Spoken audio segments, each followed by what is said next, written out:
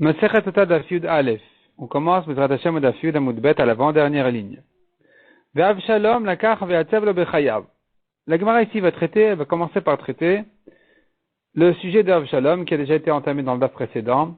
Avshalom, donc le fils de David.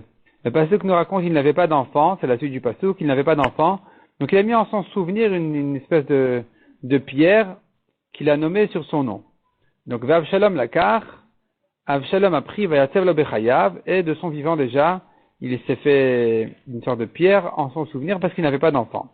Maï lakach. La Gemara demande qu'est-ce que ça veut dire lakach, il a pris. C'est un mot de trop apparemment dans le sens simple du pasuk.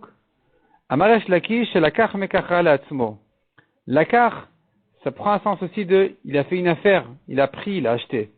Donc lakach mekachra la'atzmo, il a fait une mauvaise affaire pour lui-même. C'est-à-dire que ici, le pasuk ici en fait vient donner un regard un peu spirituel sur l'histoire d'Avshalom qui s'est rebellé contre son père. Et en réalité, c'était déjà décrété sur son père David que quelqu'un de sa maison allait se rebeller et faire la guerre contre lui. Et donc Avshalom, en prenant le choix d'être lui-même celui qui va le faire, il a fait pour lui, lakach, il a pris pour lui, il a acheté pour lui une mauvaise affaire. Donc lakach mekachra le'atzmo, et ça c'est ce que veut dire le mot lakach. Mekachra, une mauvaise affaire pour lui-même.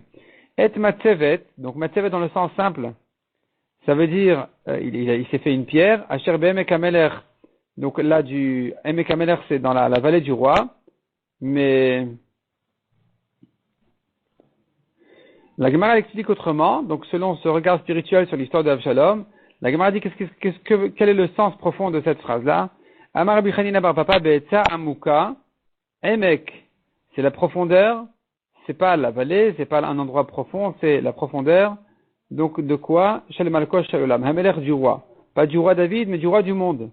Donc c'est le conseil profond du roi du monde qui avait déjà décrété sur David que cette histoire allait arriver.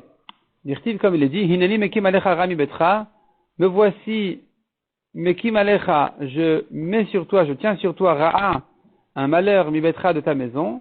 Donc c'est de ta maison déjà que va venir le problème. Et là, Avshalom a choisi que ce soit lui-même sur qui va s'accomplir ce décret de David. Nous trouvons une autre dracha qui ressemble à celle-ci, à propos de Yosef. Yosef, le fils de Yaakov, il est écrit sur lui, Vaishlacheu Emek Chevron. Yaakov l'a envoyé de Emek Chevron. Emek, c'est un endroit profond. Chevron, c'est une ville. Chevron n'est pas dans un endroit profond, elle est dans un endroit normal. Pourquoi tu me dis Emek? À nouveau, répond la Gemara, ça vient pour une dracha. Amar Rabbi Chanina bar Papa be'etza amuka shel oto tzadik, c'est-à-dire qu'il a envoyé, Yaakov, en envoyant Yosef, en réalité, il a accompli ici le etza, le projet profond chez l'oto tzadik, de ce tzadik-là, chez Kavou Bechevron, qui est enterré à Chevron. Donc quand le pasuk nous dit il a envoyé de la profondeur de Chevron, ça ne vient pas définir un endroit, mais ça vient définir plutôt un projet. Donc, Emek Chevron, c'est le projet profond de Akadosh Baruch Hu, qu'il avait déjà annoncé à Chevron, ça veut dire Avraham qui est enterré à Chevron, au Tzadik qui est enterré à Chevron en parlant d'Avraham. Dirtiv comme il est écrit, à Brit Ben Abtarim c'était écrit, Yado Ateda, savoir tu sauras, qui guerre Yezarachat, ta descendance sera étrangère. Ils seront donc en exil, en Égypte, etc. Donc c'est écrit là-bas en Égypte, mais en tout cas, ça s'est réalisé en Égypte. Et donc c'est pour ça que quand Yaakov a envoyé Yosef de Chevron, en fait il a envoyé Yosef chez ses frères, et finalement les choses se sont déroulées de telle manière qu'ils sont finalement tous descendus en Égypte. C'est là où s'est réalisé le projet profond du Tzadik qui a été donné au Tzadik qui était enterré à Chevron. Donc en parlant d'Avraham, que la descendance d'Avraham sera exilée. Et c'est comme ça que finalement Yosef a été envoyé chez ses frères, il a été vendu, il est arrivé en Égypte, et ils ont eu besoin de lui, ils sont prosternés devant lui, et voilà que tous sont arrivés en Égypte. Ki amar en liben. En revenant à Avshalom, Avshalom a dit, je n'ai pas de fils, donc il a voulu mettre en son souvenir quelque chose d'important. La Gemara demande, velo havu lebne, n'avait-il pas de fils? Ve'aktiv, pourtant il est bien écrit. Avshalom a eu 3 garçons et une fille. Répond la Gemara Marav Yitzhak bar Avdimi. Shelo hayalo ben hagun la malchut. Il n'avait pas de fils qui pouvait régner après lui. Et donc, lui, il était genre un roi, puisqu'il se rebellait contre son père. Il voulait faire en son souvenir quelque chose d'important, parce que sa descendance n'était pas à la hauteur de régner. Rav Rizda Amar, Gmire, quand la sœur Tuvoto shel Chavero, on a appris que celui qui brûle la récolte de son ami, Eno maniach ben liorcho, il ne laisse pas de fils pour l'hériter. Veihu kaliele de Yoav, et lui, Avshalom, a brûlé la récolte, le champ de Yoav. Dirti vayemer el avadav, comme il est écrit, il a dit à ses serviteurs, donc Avshalom a dit à ses serviteurs, Reu chalkat Yoav, el yadi, voyez la parcelle de terrain, donc voyez le champ de Yoav qui est à côté de moi, Velosham seorim, il est là-bas de l'orge, lechu vatitu abaesh, allez la brûler au feu. Vatitu avda Avshalom et achalka abaesh, et c'est ce qu'ils ont fait, ils l'ont brûlé. Donc puisqu'il a brûlé la récolte de son ami, il a perdu ses enfants. Il n'a pas laissé d'enfants pour l'hériter. Et donc, apparemment, c'est une autre explication selon Rav Rizda. Non pas qu'il avait des enfants mais qu'il n'était pas à sa hauteur, mais il avait des enfants mais ils sont morts de son vivant. C'est pour ça qu'il a dû laisser un souvenir de son vivant sur cette pierre importante qu'il a voulu mettre. La Gemara continue et dit, donc on a vu dans la Mishnah que Akadosh Baruch Hu, il mesure au rachat selon son comportement. Il lui fait une punition qui ressemble à sa Avera. On a vu ça à propos de la Sota. Et on a dit, il en est de même pour Atova, pour le salaire. Un homme qui a fait le mitzvah, il est récompensé, son salaire ressemble à ce que lui, à la mitzvah qu'il a fait. C'est mesuré, mida keneged mida, mesure pour mesure. L'exemple que la Mishnah donnait, c'est Myriam. Myriam, elle a attendu son petit frère, Moshe. Elle a attendu là-bas au Nil pour le surveiller, voir qu'est-ce qu'il devient. Et plus tard, bien plus tard, disons, 90 ans plus tard, pratiquement, ou 80, eh bien, tout le peuple juif, 600 000 personnes, 600 000 hommes, et le peuple entier, l'ont attendu pendant 7 jours qu'elle guérisse de sa lèpre. Donc elle a attendu son frère, et voilà que tout le monde doit l'attendre. Ça, c'est le salaire qu'elle a reçu. La Gemara demande, Midami, est-ce que ça se ressemble? Pourquoi tu me dis Vechen? Il en est de même pour le salaire qu'il est donné dans la même mesure que la mitzvah, on reçoit le salaire. Mais non, c'est pas la même chose. Hatam Chadashata. Là-bas, elle a attendu son frère, elle a surveillé son petit frère une petite heure. Hacha Shivayome. Et si c'est 7 jours? 7 jours, elle a dû attendre. Ça se dit, c'est même pas 1 heure. C'est 20 minutes ou un quart d'heure. Pas plus que ça. Et donc, à un petit moment, elle a attendu son frère. Voilà que tout le monde attend 7 jours. Pourquoi tu me dis que la mesure est donnée pour le salaire comme pour la... Non, c'est pas mesuré mida keneged mida. Le salaire ne vient pas dans la même mesure que la mitzvah. La récompense qu'elle a eue était bien plus importante, bien plus grande que ce qu'elle a fait. Répond la Gemara Marabaye. Emma, il faut corriger. Pas vechen, ou l'inyan atova enoken. Il faut corriger la Mishnah. Au lieu de vechen l'inyan atova, de même pour le salaire, il faut dire non, pour le salaire c'est différent. Amar le Rava demande à Abaye comme d'habitude. Rava, comme d'habitude, n'accepte pas les corrections de Abaye. Il lui dit non, c'est pas écrit comme ça. Ha vechen l'inyan atova ktane. C'est écrit et de même pour la tova. Ne me dis pas pour la tova c'est différent. Non, c'est écrit de même. Et là, Marava riktane. Et répond Rava, il faut pas corriger, il faut comprendre autrement. Vechen l'inyan atova. De la même manière que la punition, elle vient en rapport avec la Avera dans la même mesure, pareil, pour la récompense, le salaire aussi vient d'une manière qui ressemble à la mitzvah. Des beotamida, la même mesure. Mais au niveau de la quantité, c'est pas la même chose, c'est bien plus grand. C'est-à-dire, il y a une ressemblance dans la mitzvah, entre la mitzvah et la récompense. Et en ça, ça ressemble à la Avera qui ressemble aussi à la punition. Mais en ce qui concerne le combien, la quantité, ici non, là c'est plus important. Ou le olam, midat tova meruba midat pour anout, toujours on dira que le salaire est bien plus grand que la punition. Vatetata vachoto merachok. L'agma de là, elle commence à suivre les psukim donc de Myriam, puisqu'on a commencé à traiter le sujet de Myriam. De là, on va en arriver à un daf entier sur l'histoire de Moshe et de Myriam, et ça se déroule encore même dans le daf suivant. Donc, on va commencer à traiter donc la Galut Mitzrayim, l'Égypte, l'exil en Égypte, qui a commencé par, enfin, pas qui a commencé, mais les psukim, ils commencent par le sujet de Moshe Rabbeinu qui a été jeté dans le Nil, et sa sœur, sa grande sœur Myriam, qui le surveillait. Donc, c'est écrit dans le pasuk, Vatetatav achotom erachok. Sa grande sœur s'est tenue de loin. S'est tenue de loin pour voir la date Mayaselo, pour savoir qu'est-ce qu'il va devenir, qu'est-ce qui va se passer avec lui. La Gemara explique ce pasuk là, Amarabi Yitzhak, pasuk zekulo, al-shem Shrina Nehemar. Ce pasuk là entièrement fait allusion à la Shrina, la résidence divine qu'il y avait sur Moshe le bébé. Nehemar Vatetatzav, il est écrit donc Vatetatzav, elle s'est tenue.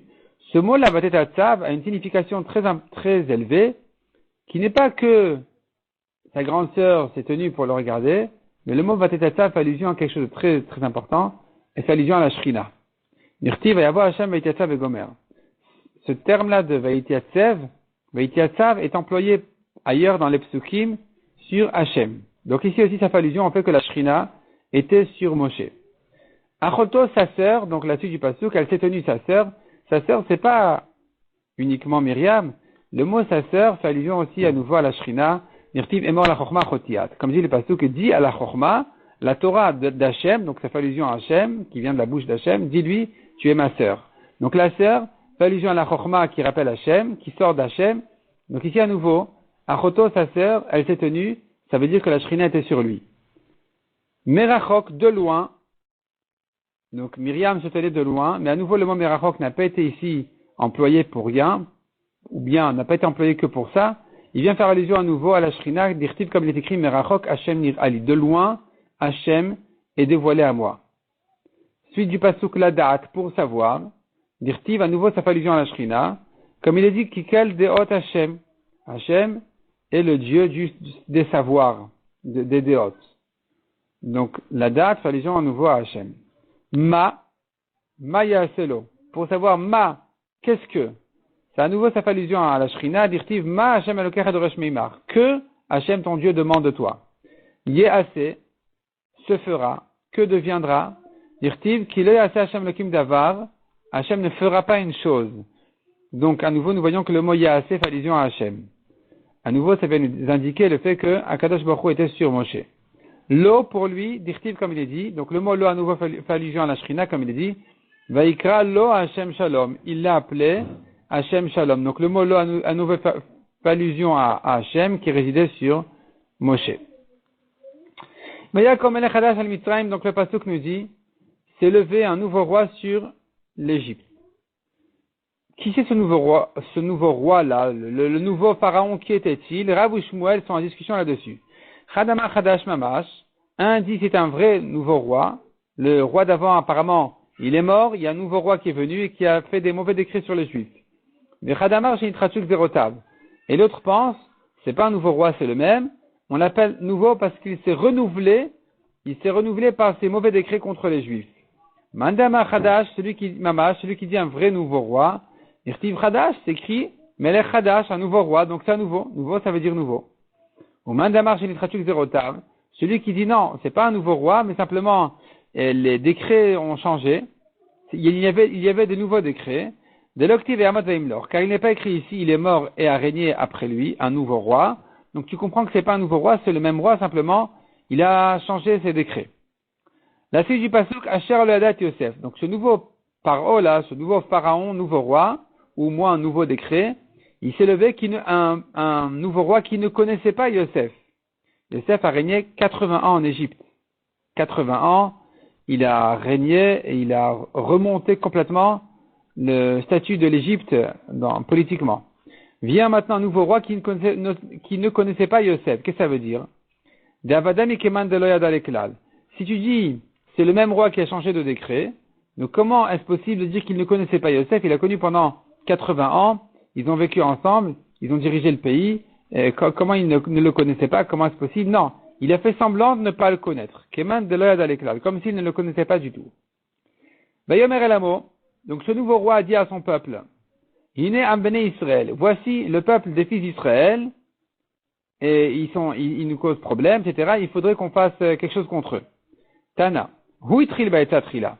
C'est lui le roi, hein, qui a commencé les mauvais décrets, les mauvais conseils contre les Juifs. Les firach la katrila, les firach la katrila. C'est pour ça qu'il a été frappé le premier. Hu itril ba'etzat trila. C'est lui qui a commencé les mauvais conseils et décrets contre les Juifs. Dirtiv comme il est écrit. Vayomer elamo. Il a dit à son peuple. C'est lui qui a parlé. Les firach la katrila. C'est pour ça qu'il a été frappé le premier, qui est dirtiv comme il est dit sur les grenouilles. Uvecha, uvamecha, uvcha lavadecha. Et en toi, et dans ton peuple, et dans tous tes serviteurs vont rentrer les grenouilles. Vont venir les grenouilles d'abord sur toi, ensuite sur ton peuple. Donc tu vois que lui a été puni le premier. Suite du pasuk, Hava nitrakmalo.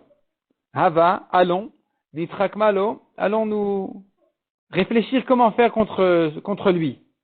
La Gemara dit, Lehem ibaile. À eux, on aurait dû dire le pasuk. Pourquoi tu me dis lo au singulier? On aurait dû dire à eux, aux juifs. Il faudrait trouver une idée comment résoudre le problème juif. Donc c'est un pluriel ici, pas un singulier. Amar Rabbi Chama be Rabbi Chanina répond la Gemara. Pourquoi au singulier? En fait, il faisait allusion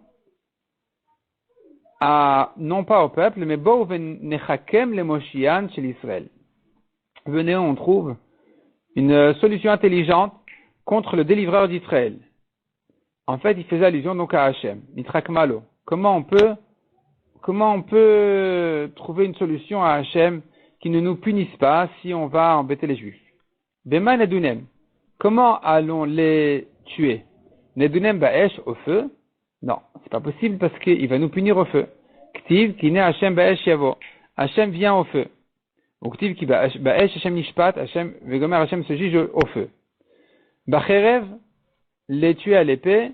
Ktiv Ubrarbot Kol Basar. Il est écrit donc aussi Ubrarbot Kol Basar, Hachem avec son épée, il va frapper tous les êtres vivants. Donc à nouveau, c'est pas bon pour nous de traiter les Juifs à l'épée parce que on sera puni à l'épée. Ils ont déjà compris que Hachem donne mida keneged mida. Et là-bas, on donnait bemaim. Allons les juger, allons les tuer à l'eau, dans l'eau. Chez Kvar Nishba Kadosh Baruch Hu Sheno Mevi Maboul Laolam, Kadosh Baruch Hu a déjà juré de ne plus amener le Maboul au monde. Chez Neymar, comme il dit, qui met Noach Zot Li Gomer. Donc Hachem, il est écrit là-bas, j'ai juré sur les eaux de Noach de ne plus les ramener sur terre. Et donc si maintenant on va les tuer à l'eau, les Juifs, Akadosh Baruch Hu ne pourra pas nous rendre à l'eau parce qu'il a déjà juré de ne pas amener de Maboul. Ve'en enan yod'in, et eux ne savent pas, ils ne savaient pas les Égyptiens, Shal kol olam kulo ne mevi. Akadosh Baruch Hu n'amène pas le Maboul sur le monde entier, c'est vrai, avalaluma achat hu mevi, mais sur une nation, il peut lui amener. Inami hu enomevi. Akadosh Baruch Hu, lui, il n'amène pas le Maboul des eaux sur les gens. Avalhen ben venoflim betocho. Mais c'est eux qui vont s'inviter à tomber dans l'eau. Eux-mêmes. Vechen ou Omer, et ainsi dit le pasuk, ou Mitzrayim nasim nikrato, et l'Égypte courait à la rencontre, en fait se sauver à la rencontre de la mer. Ils étaient tellement troublés qu'ils couraient en direction de la mer. Donc ils se sont jetés en fait dans la mer eux-mêmes. Ve'ainudam Rabbi Elazar, ma'dirtiv, ce que dit Rabbi Elazar, que veut dire le pasuk qui badabar asher zadou alehem? Car dans la chose, asher zadou alehem, que eux, ils ont zadou alehem, donc dans le sens simple du pasuk, ça veut dire qu'ils étaient méchants avec les Juifs, ils ont été punis de la même manière. Et la Gemara fait une racha, Bakdera shebishlu banit bashlu. Dans la marmite dans laquelle ils ont cuit, ils se sont cuits eux-mêmes. Qu'est-ce que ça veut dire? Maïm hashma da'izadu lishna dekderaou. Comment, d'où tu sais que le mot zadou fait allusion à une marmite? Dire-t-il comme il est écrit, Vayazed Yaakov Nazid. Yaakov a cuit un plat, donc tu vois que zadou, yazed, nazid, tout ça fait allusion tout ça c'est la même notion, qui veut dire la cuisson. Donc eux, ils ont cuit dans une marmite, et ils ont été cuits dans la même marmite. Eux, ils ont jeté les Juifs dans l'eau, ils ont été eux-mêmes jetés dans l'eau. Amar Abri Abarabam Rabbi Simai. Shlosha Yubota Etza. Ils étaient 3 personnes, 3 conseillers, dans ce conseil-là de l'esclavage juif en Égypte. Qui étaient les 3 personnes, les 3 conseillers de Paro? Bilham, Veiyov, Veitro.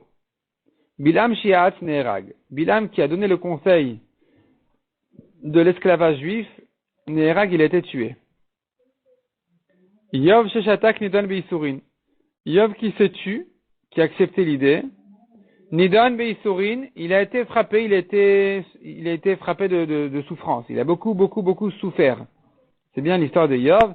il a perdu ses enfants, et il a perdu toute sa richesse, et lui-même, il restait presque plus rien de son corps. Finalement, il était très, très souffrant, en punition qu'il ait accepté le conseil de l'esclavage juif, alors qu'il aurait dû dire non. Yitro chez Barach, alors que Yitro, lui, qui s'est sauvé, Zachum ibn Banav, Shiashu Bishkat Agazit. Il a mérité que ses petits-enfants étaient les grands juges, les anciens d'Israël, Shiashvu, donc dans les années suivantes, Shiashvu Bishkat Agazit, qui étaient installés dans la Lishkat Agazit, dans la chambre du tribunal juif au Beth Amikdash, chez Neymar, comme il est dit, ou Mishpechot Sofrim, les familles Sofrim, donc des juges, Yoshve Yahabet, les élèves de Yahabet, qui étaient un grand de Torah, Tiratim, Shimatim, Sukatim. Tiratim, Shimatim, Sukatim, c'est-à-dire Tiratim, Rashi explique, c'était soit Rashi donne deux explications, soit ça met du mot teroua, qui vient dire sonner du chauffard, ils ont entendu les sonneries de chauffard qu'il y avait à Sinaï, soit ça fait allusion au portail de Yerushalayim. Shimatim, ils ont entendu et obéi l'ordre de leur père. Il y avait toute une histoire là-bas où leur père leur a donné des ordres comment se comporter. Ils ont suivi l'ordre de leur père. Sukatim, ils vivaient dans des cabanes.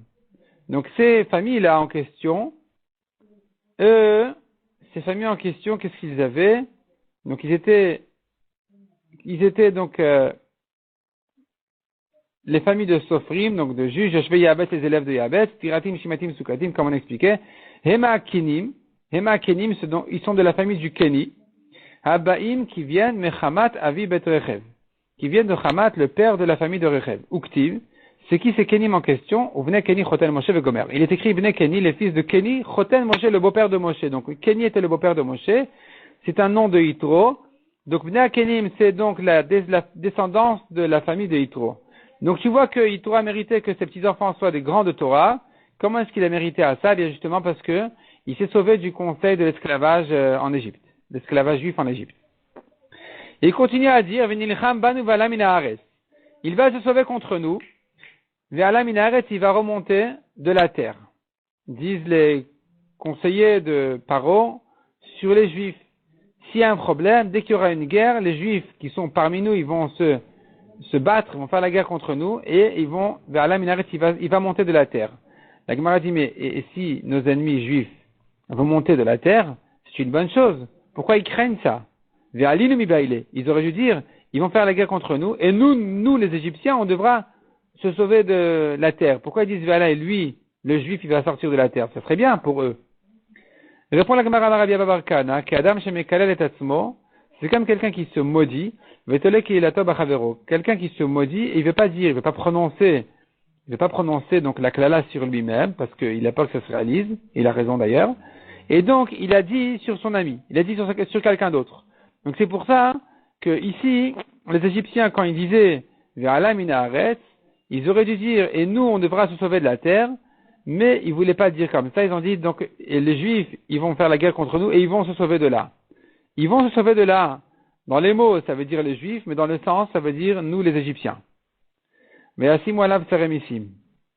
Le passage continue et dit, donc finalement les Égyptiens ont décidé, mais Asim Walav, ils ont mis sur lui, sur le peuple juif, Seremissim, des ministres, Missim d'impôts. Alehem Ibaïle. Pourquoi c'est écrit à au singulier, alors que ça aurait dû être au pluriel? Tana de Verabi Elazar, Verabi Shimon, mais la Metcheviou Malben. Ils ont mis sur lui, c'est sur Paro, pas sur les Juifs. Qu'est-ce qu'ils ont mis sur Paro?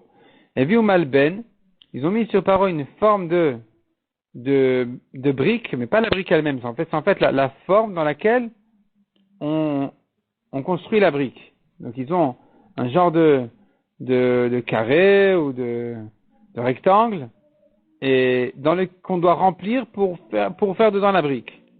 Et ce malben en question, cette brique-là, ils l'ont posé sur Paro, ils l'ont mis sur le cou de Paro en signe de travail. C'est genre, on est maintenant politique travail, on doit tous aller au travail. Même Paro le roi, voilà qui se met au travail. Il ne parlait pas d'esclavage au début. Et en fait, c'était pour petit à petit les rabaisser et les habituer au travail. Pour rabaisser et habituer les Juifs au travail, ils ont commencé par mettre sur Paro. Ils ont mis sur Paro lui-même. Donc ils ont mis sur Paro ce genre de briques là, Et et chacun d'Israël qui disait, mais non, mais je peux pas travailler, Isteni, c'est ni moi, c'est pas pour moi, je suis un homme délicat, je suis un homme fin, je suis pas pour le travail de construction. Amroulo, on lui disait, Klum Isteni Satetami Paro, est-ce que tu es plus délicat que Paro? Et voilà que lui aussi se permet de travailler dans les constructions, donc vas-y, ne te gêne pas. Serem ici, donc des ministres d'impôts, qu'est-ce que ça veut dire? Davar Shemessim. C'est quelque chose qui impose. C'était une psychologie petit à petit d'imposer sur les juifs le travail. Donc missim se lit comme messim, messim qui veut dire la sim, maître. Maître, c'est imposer. Leman annoto besivlotam, pour le faire souffrir besivlotam dans leur travail. La Gemara dit pourquoi le faire au singulier? À nouveau, anotam ibaïle. On aurait dû dire au pluriel sur les juifs. Répond la Gemara, leman annoto, c'est pour faire souffrir paro, les paro, mais si le temps d'Israël, pour le travail d'Israël. C'est-à-dire qu'ils ont fait souffrir un peu Paro, genre Paro il se met à travailler, justement pour habituer Israël à l'esprit du travail. Vaïvenare miskenot et Pharaon. Il a construit des villes miskenot, dans le sens simple, ça veut dire des villes de réserve, les Paro. Mais en principe, ça voulait dire des trésors. Les Paro, donc ils ont construit ces villes-là. Rav Shmuel, Chadamar, chez Mesaknot et Baalen. Pourquoi on appelle ça miskenot? Les trésors, on les appelle miskenot. Pourquoi? Parce que ça vient du mot sakana, du danger, qui ont mis en danger leurs propriétaires. Ça a mis en danger les Égyptiens qui sont finalement, et ils ont été punis sur ça, ils sont noyés dans la mer. Vechadamar chez Mesaknot et Baalen. Et l'autre il dit, miskenot vient du mot non pas sakana, mais misken. Mesquin, pauvres. Ils ont appauvri leurs propriétaires parce que les Juifs en sortant d'Égypte, ils ont pris toute la richesse d'Égypte. Ça, c'est le mot miskenot. Autre explication, dans Rashi, mesaknot et baléen, ça veut dire de manière générale, la construction met en danger celui qui construit. Il risque de tomber du toit, il risque de se prendre une pierre sur la tête. Celui qui construit, il est de toute façon en danger, de manière générale, peu importe quelle génération et dans quel contexte. Ou bien il s'appauvrit aussi, selon la deuxième Vechadama, d'après le deuxième avis de la Gemara, mais maskenot et baléen, ça appauvrit. La construction, les réparations, c'est quand on s'y met, on sait quand ça commence, on ne sait pas quand ça se termine, on sait combien ça vaut au début, on ne sait pas combien ça vaut à la fin. De Amarmar, celui qui se met dans les constructions, il s'appauvrit. Et donc, ici c'est miskenot et baléen, mais maskenot et baléen, justement, c'est la construction qui finalement, elle appauvrit la personne. Et Pitom et Ramsès. Donc, ils construisirent ces villes-là de Pitom et Ramsès. Rav Shmuel, Chadamar Pitom Shma. Pourquoi Pitom et Ramsès? C'était quoi ces villes? Quel est le sens de ces noms de villes? L'un dit, Pitom Shma, son nom c'est Pitom. Velama Nikra Shma Ramsès. Pourquoi il s'appelle Ramsès?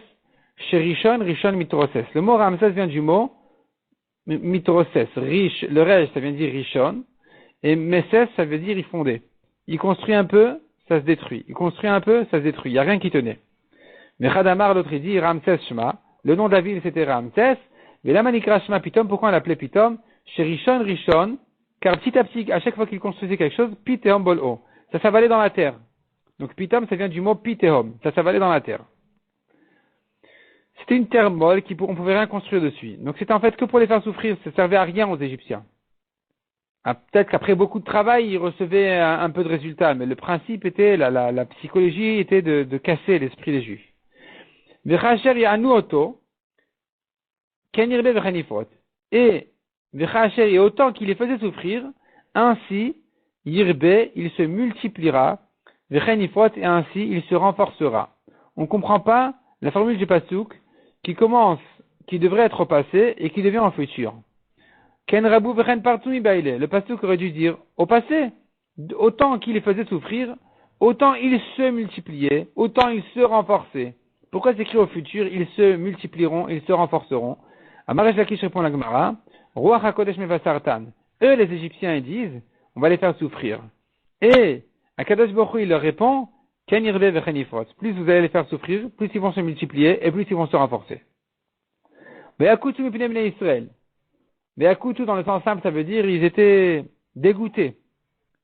Mipnei bnei Israël, à cause des fils d'Israël. La Gemara traduit ce mot, écoute un petit peu autrement, dans la dracha, mais la maître Domin Benehem, ça vient nous apprendre qu'ils se paraissaient à eux-mêmes, kekotim, comme des épines. Donc les Égyptiens se sentaient pleins d'épines avec les Juifs tout autour d'eux qui se multipliaient de plus en plus. Comme s'ils étaient pleins d'épines sur leur corps. Et donc les Égyptiens ont fait travailler les fils d'Israël, Befarer, un esclavage très dur. Mais la Gemara ramène une dracha là-dessus, c'est quoi le mot Befarer? On tourne la page, Befarer. Rabbi Elazar Chadamar Beperach. Non. Rabbi Elazar Amar Beperach. Rabbi Elazar dit Befarer, ça veut dire avec une bouche douce, gentiment.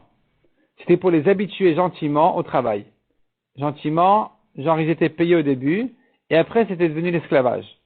Rabbi Shmuel ben Nachmani Amar Bepricha. Il dit non, au contraire, Beparer, ça vient du mot pricha, ça veut dire un corps brisé, dur, à la dure. Vaimareru et Chayem, Ba'avoda Kasha. Vaimareru et Chayem, donc Vaimareru, ils ont rendu leur vie amère, Ba'avoda Kasha, avec un travail dur, Bechomer ou Bilvenim, ciment et briques, etc. Amarava Betrila, Bechomer ou Bilvenim, ou Basaf ou Bchal Avoda Basade.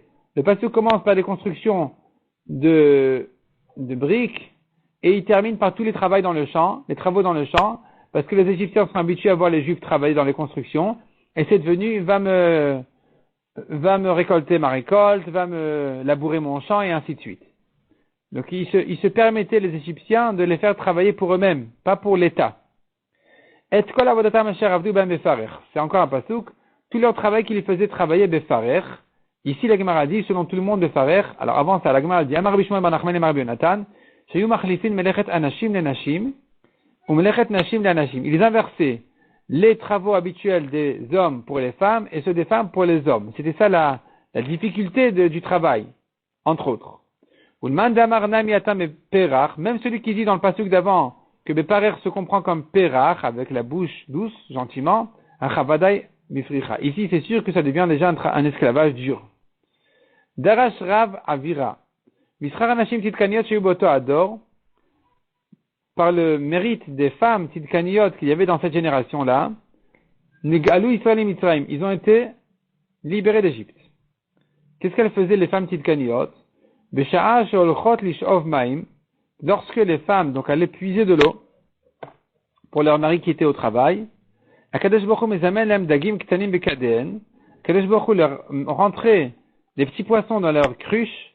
Veshaavot, il se trouve qu'elles puisaient mertzamayim ou mertzadagim. Moitié eau, moitié poisson. Ou bot veshoftot shtek derot. Et elles allaient mettre 2 marmites sur le feu. Achat shel chamin, vachat shel dagim. Une d'eau chaude et une de poisson. Ou molichot etzel ba'alein asadeh. Elles amenaient à leur mari dans les champs. Ou marchitzot otan. Elles les lavaient, elles leur lavaient les pieds avec l'eau chaude. Des sachot otan, et donc elle les nettoyait, ou machilot otan, et leur donnait à manger les poissons, ou mashkot otan, elle leur donnait à boire, venizkakot len ben shfataim. Et donc elles étaient avec leur mari, et là-bas, donc elles faisaient des enfants, là-bas dans les champs, entre les frontières, il y avait des endroits plus creux, et c'est là-bas que ils faisaient la mitzvah pour avoir des enfants. Chez Nehemar, donc en plein dans l'esclavage, les femmes, elles étaient avec un esprit fort de continuer à se multiplier, à avoir des enfants. Chez Neymar, comme il est dit, Im tishkevun ben shfataim vegomer. Donc, Im tishkevun, si vous allez vous coucher ben shfataim, c'est entre les deux côtés, donc entre les deux champs, etc. Et la suite du pasuk, c'est Kanfei Yona, donc on la verra dans une ligne tout de suite. La Gemara d'abord explique le début du pasuk. Im tishkevun veut dire Bishar tishkevun ben shfataim. Le salaire pour cette mitzvah-là, que les femmes étaient avec leur mari là-bas entre les champs, Zachou Israël et Bizat Mitzrayim. On méritait Israël au butin d'Égypte. Chez Neymar, comme il est dit, Kanfe Yona Nerpa Bakesef. Kanfe Yona, c'est les ailes de la colombe. La colombe, c'est le peuple juif. Nerpa Bakesef, ses ailes couvertes d'argent, de Evrota Birakrak Harutz. Evrota, c'est encore une fois les ailes. Birakrak Harutz, c'est une espèce d'or. Donc, ils sont revenus avec l'argent et l'or, par le mérite justement de cette mitzvah-là que les femmes tenaient à être avec leur mari, même dans ces conditions difficiles, même dans ces moments tellement difficiles. Et Akadosh Baruch Hu, il les aidait avec les poissons qui donnaient justement l'envie aux hommes d'être physiquement, d'être avec leurs femmes. Et puis, ils étaient comme ça soutenus par ce traitement-là. Et cette mitzvah-là a fait qu'ils ont mérité le butin d'Égypte. Les Kevan Shemit Abrot, une fois qu'elles étaient enceintes, Baot les Batem, elles revenaient chez elles. Et Kevan Shemagiasman Moldehen, dès qu'est arrivé le moment d'accoucher, elles allaient justement accoucher dans les champs en dessous des pommiers, apparemment pour ne pas se faire attraper par les Égyptiens. Chez Neymar, comme il est dit, comme dit le Pasuk, en dessous du pommier, je t'ai éveillé, etc. La suite du Pasuk fait allusion clairement à l'accouchement des femmes juives. Akadosh Baruch Hu sholach mishmei marom, Akadosh Baruch Hu envoie des cieux, du ciel, d'en haut, mishemankir ou mashpir otan, un malach qui nettoie les bébés, qui chayazu shemeshaperet et avalad, comme la sage-femme qui nettoie le bébé. Chez Neymar, comme dit le Pasuk, ou moldotaich biom huledet otar, moldotaich, donc le jour où moldotaich c'est ton accouchement, biom huledet otar, le jour ou bien ta naissance, le Pasuk qui s'adresse au peuple juif et à sa manière aux naissances du peuple juif dans les conditions égyptiennes, au biom huledet otar, le jour où tu es né, l'okarat sharer, il y a personne qui était là pour couper ton cordon vers le nombril ou bemaim le ruchat mishé, et tu n'as pas été lavé à l'eau, et donc finalement c'est Akadosh Baruch Hu qui a traité par ses malachim, par ses anges qu'il envoyait du ciel, ses envoyés du ciel, qui allaient s'occuper de ces bébés là qui naissaient dans des conditions impossibles. Ou melaket len shnei gulin, il leur mettait, il leur présentait deux sortes de pommes, de ronds, echad shel shemen vechad shel dvash, une d'huile et une de miel. Donc les bébés se retrouvaient avec une boule de miel et une boule d'huile à côté d'eux. Chez Nehemar vayinikeu dvash misela veshemen mechal mishtur. Comme dit le pasuk, Hashem vayinikeu, il a allaité du miel du rocher et de l'huile de la pierre. Donc ils étaient comme ça nourris. Vekevan shemakirin ben Mitzrayim, et quand les Égyptiens ils les reconnaissaient, Ba'in le organe, ils venaient les tuer. Venasa le nes et nivlaim bakarka, un nes se faisait qu'ils s'avalaient dans la terre, les bébés. Ou mevin shvarim echoshin al gaban. Les Égyptiens ne laissaient pas passer comme ça les choses. Ils amenaient des taureaux pour labourer et retourner la terre sur eux. Chez Nema, comme il est dit, al gabi charshu choroshim, sur moi, charshu choroshim, on labourait les laboureurs, etc., de Gomer. Et donc, entre-temps, mais finalement, ils étaient enfoncés dans la terre assez profondément pour ne pas souffrir, pour ne pas être touchés par la charrue et la terre le travail des Égyptiens sur eux. Les achar sheolchin, une fois que les Égyptiens s'en allaient, hayum batzbetzin viotin kelsavasade. Les bébés juifs remontaient et ressortaient comme les herbes du champ, chez Neymar, comme il est dit, revava ketzemach hasaden et tatir. Donc voilà que, comme les plantes du champ, je t'ai mis. Vekevan chez Mitgadlin, puisqu'ils grandissaient, une fois qu'ils grandissaient, les bébés, les enfants, Bain Adarim les batailles, ils revenaient en troupeau à leur maison. Chez Neymar, miraculeusement, ils reconnaissaient leur place, leur maison. Chez Neymar, comme il est dit, Vatirbi, voilà que tu as grandi comme ça dans ces conditions d'Égypte. Vatikdeli, donc Vatirbi, tu t'es multiplié, comme Revava, Ketzemach Hasadeh, nombreux comme les plantes du champ dans le pasuk d'avant. Ici, Vatirbi, tu t'es multiplié, Vatikdeli, tu as grandi. Vatavoy, Badi Adaim, et tu es venu, Badi Adaim. Que veut dire ces mots Badi Adaim d'après la dracha?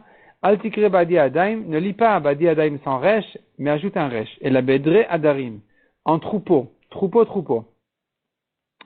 Donc, chez Nigla Kadosh Baruch Hu alayam, quand Kadosh Baruch Hu s'est dévoilé sur la mer, Hem Ikiru Trila, ce sont eux qui l'ont reconnu les premiers. Chez Neymar Zekeli Vanveu, voici mon Dieu, je l'embellirai. Et donc, c'est eux qui connaissaient déjà Kadosh Baruch Hu parce qu'ils l'ont vu dans ces conditions-là impossibles dans les champs, eh bien, ils l'ont reconnu devant la mer. Revenons au psukim de Paro avec ses décrets. Donc, le roi d'Égypte a dit aux sages-femmes juives, qui étaient-elles? Rav ou Shmuel. Chadamar, un dit, Rav et Shmuel sont en discussion. Un il dit, Isha ubita, Chadamar kalabechamota. Un il dit, c'est une femme et sa fille. L'autre il dit, c'est une belle-fille et sa belle-mère. Mandamar Isha ubita, celui qui dit que c'est une femme et sa fille, Yocheved ou Myriam. C'est Yocheved, la mère de Moshe, Myriam, la sœur de Moshe, mère et fille, qui étaient les sages-femmes juives. Ou Mandamar kalabechamota, celui qui dit que c'était la belle-fille avec sa belle-mère, Yocheved velisheva. Donc on reste toujours sur Yocheved, la mère de Moshe. La belle-fille, c'était Elisheva, la femme de Aaron. Je ne sais pas si elle était déjà sa belle-fille à ce moment-là, ou qu'elle allait l'être plus tard. Mais en tout cas, c'était elle. Yocheved et Elisheva. Elisheva Bataminadav, la sœur de Narshon. Tanya Kemanamar Isha Ubita, nous avons une braïta comme celui qui dit une femme et sa fille. Détaïnia Shifra zu Yocheved. Qui c'est Shifra ou Poua que dit le pasuk comme sage-femme? Shifra, ça fait allusion à Yocheved. Vela Manikrashma Shifra, pourquoi elle s'appelle comme ça? Chez Meshaperet et Avalad, parce que elle, Meshaperet, elle arrange le bébé. Le bébé qui naît, elle arrange à sa naissance. Elle arrange son corps. Davar Acher, Shifra, pourquoi on l'appelle comme ça? Chez Parou, Veravu, Israël, Biamea. Shifra vient du mot Piria, Verivia, ils se sont multipliés Israël de son temps. Poua, Zomiriam. Qui c'était Poua? La sage-femme Poua, ça fait allusion à Myriam, la fille de Yocheved, la fille de Shifra, donc d'après cette explication. Vela Manikrashma Poua, pourquoi on l'appelle comme ça? C'est quoi ce mot-là Poua, qui veut dire quoi? Shaita Poua. Shaita Poua, elle s'amusait avec le bébé, pour le réjouir. Elle lui parlait pour le réjouir. Davar Acher, ou bien dit la Gemara, pourquoi elle s'appelle Poua? Shaita Poua beruach hakodesh vomeret, elle parlait avec Ruach hakodesh, elle disait, Atida imi shetelet ben shemoshet Israël. Ma mère va voir un enfant, un fils, qui va délivrer Israël. On l'appelle Poua sur le nom de sa prophétie. Elle parlait, elle avait une chose importante à dire. Vayomer, donc le roi d'Égypte a dit à ces sages-femmes-là, regardez, bien les traînettes ivriot, quand vous allez faire accoucher les femmes juives, et regardez à la Ovnaim, regardez sur les Ovnaim, là-bas vous saurez si, vous regarderez si c'est un fils, vous le tuez, si c'est une fille, vous la laissez vivante. Maï Ovnaim, ça veut dire quoi ce mot Ovnaim? Amar Rabbi Chanan, Siman Gadol Masarlen, il leur a donné un grand siman pour savoir quand est-ce que la femme juive va accoucher, quand est-ce que la femme va accoucher, de manière à ce qu'elle ne cache pas le bébé, qu'elle loupe pas le moment. Amar Len, il leur a dit, Meshash Korat Lelen, au moment où elle se plie pour accoucher, Yerechotea mitsanenot kavanim, ses jambes se refroidissent comme des pierres. C'est pour ça qu'il leur a dit, Uritem ala ovnaim. Ovnaim, c'est les pierres. Ça veut dire quand vous voyez que le corps il se refroidit, à la hauteur de l'accouchement, vous comprenez que ça approche, que ça va arriver tout de suite, et donc ne loupez pas le moment. Veidamar, il y en a qui disent que ovnaim, non, ça vient indiquer uniquement l'accouchement, non pas le moment, enfin, pas le moment, mais plutôt la situation. Kedirtit, comme dit le pasuk, Ve'ered bet ayotzer. Yotzer, c'est celui qui fait des ustensiles en argile. Donc le pasuk dit là-bas, ailleurs, dans un autre contexte complètement, je suis descendu dans la maison du Yotzer, de celui qui fabriquait les ustensiles d'argile. Vine wasem elacha la ovnaim. Voici qu'il faisait son travail sur les ovnaim. Donc tu vois que ça se fait sur des ovnaim, on saura de là-bas, on comprend qu'il y a une comparaison entre l'accouchement et les ovnaim de l'argile. Quelle est la comparaison? Mayotzerze, de même que celui qui fait les pièces en argile, les ustensiles, yarech mikan, mais sadan beemta. Il a un pied à droite, une jambe à gauche, et entre ces deux jambes, il met le bois épais sur lequel il forme ces boules de terre, d'argile, pour ensuite leur donner une forme. Donc d'abord il fait des boules, et il les arrondit comme ça sur ce bois-là, qui se tient entre ses jambes. Apparemment, il est bloqué entre ses jambes. Donc de la même manière que tu vois là-bas que ça se fait entre les jambes, ici aussi, afisha yarech mikan vermikan vavlad baemta. La femme aussi, une jambe à droite, une jambe à gauche, et le bébé au milieu. Im ben uva miten oto. Si c'est un garçon, tuez-le. Amar Rabbi Chanina siman gadol masarlen. Comment savoir si c'est un garçon ou une fille? Pour ne pas louper l'instant où le premier instant, la première occasion de le tuer. Ben, il leur a donné un siman. Apparemment, c'est un siman qui n'existe pas aujourd'hui. Ben panav lemata, bat pana lemala. Un garçon né avec la tête vers le bas, enfin, c'est-à-dire le visage qui regarde en bas. La fille, elle regarde vers le haut. Et ça, c'est le siman pour savoir, dès que la tête elle sort, tu peux savoir déjà si c'est un garçon ou une fille, de manière à pouvoir, chas shalom, l'étrangler si c'est un garçon. Mais elle craignait Hachem, les sages-femmes. Elles n'ont pas fait ce que leur a parlé, ce qu'a parlé à elle, le roi d'Égypte. La haine mi. Pourquoi s'écrit Alehen pour elle? Le pasuk aurait dû dire la haine à elle. Pourquoi Alehen pour elle? Amar Rabbi Rabbi Chanina, mais la metchetva nidvar avera velo nitbeu. Pour elle, ça veut dire que le roi d'Égypte leur a demandé de fauter avec lui aussi, en dehors du décret qu'il leur a dit sur les bébés. Et il les a réclamés elles-mêmes. Et elles ont refusé. Elles ont elles ont fait vivre les enfants. Tana, l'odayan chez les mituota, non seulement ne les ont pas tués, et la sheyou maspikot lehem maim ou mazon. Non seulement elles les ont pas tués, mais au contraire, elles leur donnaient à boire de l'eau et de la nourriture. Ça c'est Vatechayen, elles ont fait vivre. C'est pas simplement qu'elles les ont pas tués, mais elles les ont fait vivre. Elles les soutenaient. Elles les faisaient nourrir. Elles les ont nourris, donc les bébés. Va Tomar Namiradot El Paro. Les sages-femmes se sont excusées auprès de Paro en lui disant, qu'est-ce qu'on peut faire? On n'a pas réussi à tuer les bébés. Pourquoi? Kilo Kanashim Vegomer. Donc les femmes juives ne sont pas comme les femmes égyptiennes. Elles sont comme des sages. Ki Chayot Hena. Chayot, c'est un sens de sage-femme. Elles n'ont pas besoin de nous. Elles accouchent toutes seules, comme des sages-femmes. Maï Chayot. Demande à qu'est-ce que ça veut dire des Chayot? Il est ma Chayot Mamash. Si ça veut dire comme une sage-femme, on appelle Chaya, dans le langage de la Mishnah, une sage-femme. Si c'est ce que ça veut dire, est-ce qu'une sage-femme n'a pas besoin d'une autre sage-femme pour la faire accoucher?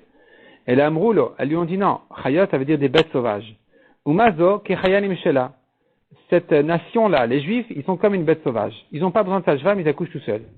Yehuda, comme on voit que tous les tribus ont été comparés aux bêtes sauvages. Sur Yehuda, il est écrit gourarié, un petit lion. Dan, Yeidan Nachash, comme un serpent. Naphtali, Ayalash Lucha. Donc à nouveau, c'est une bête sauvage qui court très vite. Issachar Hamorgarem, comme un âne. Yosef, Bechor Shor, comme un taureau. Binyamin, Zeev Itraf, comme un loup. Nirtiv Be'ektive. Celui sur qui il est écrit qu'il a été comparé à une bête sauvage, c'est déjà écrit. Ou de l'Oktive, mais celui, les tribus sur lesquelles il n'est pas écrit. Ktiv, nous avons de manière générale un passage qui dit, Ma Imecha Leviya, Ben Arayot, Ravata Vegomer. Ta mère est comme ta mère, donc, de manière générale, l'assemblée d'Israël est comparée au lion. Elle est assise parmi les lions. Vaïk, donc ils sont comme des bêtes sauvages qui n'ont pas besoin de sages-femmes. Vaïk Yarou Hamialedot et Elokim, Vayaslam Batim. Et ce fut lorsque elles ont craint Hachem, les sages-femmes, il leur a fait des maisons. Ça veut dire quoi, Rabbi Shmuel? Chadamar, Bate Keuna ou Levia. Un, il dit, c'est des maisons de Keuna et de Levia. C'est-à-dire, Keuna, ça vient de Aaron. Donc, Yocheved, elle a eu son fils Aaron qui était Cohen et son fils Moshe qui était Lévi. Elle a reçu ça en salaire. Vechadamar, et l'autre, il dit, Bate Malchut. Bate Malchut, c'est des maisons de roi, de royauté. Mandamar Bate Keuna ou Levia, Aaron ou Moshe. Celui qui dit Kohanim et Lévi, c'est Aaron et Moshe. Mandamar Bate Malchut, David, Nami et Miriam Kati. Celui qui dit des maisons de roi, c'est parce que de Myriam est descendu David Amelech. Comme on apprend du Pasuk, Dirtiv, Batamot Azuva, Veikach lo Kalev et Ephrat. Donc Azuva, la femme de Kalev, elle est morte, il s'est marié avec Ephrat, et ce Pasuk-là fait allusion à Myriam. Et la Gemara va expliquer plus tard qu'elle n'est pas morte en fait, elle a eu de la lèpre, il a dû s'écarter d'elle, et quand elle a guéri, on l'a appelée Ephrat, c'est toujours la même personne, toujours Kalev qui est marié avec Myriam. Kalev Ben Yefune, qui est marié avec Myriam, qui était appelée au début du Pasuk Azuva parce qu'elle était écartée par son mari quand elle a eu de la lèpre, et ensuite quand elle a guéri, alors il a repris, et à ce moment-là on l'appelle Ephrat, mais c'est toujours la même femme. Elle a eu comme fils Chour, ou Ktiv et David Ben Ish Ephrati ve Gomer. Puisque tu vois que David s'appelle Ben Ish Ephrati, et que Myriam elle s'appelle Ephrat, donc tu comprends que David est descendant de Myriam, Maria Kalev, et donc quand on dit Batim, Hachem leur a donné des Batim, des maisons, c'est Batim Malchut, c'est aussi des maisons de rois, parce qu'elles ont reçu comme salaire David, Amelech et tous les rois de David qui descendent donc de Myriam. Donc la Gemara par la suite va nous expliquer justement ce passouk là comme quoi Kalev s'est marié avec Myriam et toute l'histoire qui s'est passée autour de ça. On va laisser ça pour les daves suivants, Bezrat Hashem.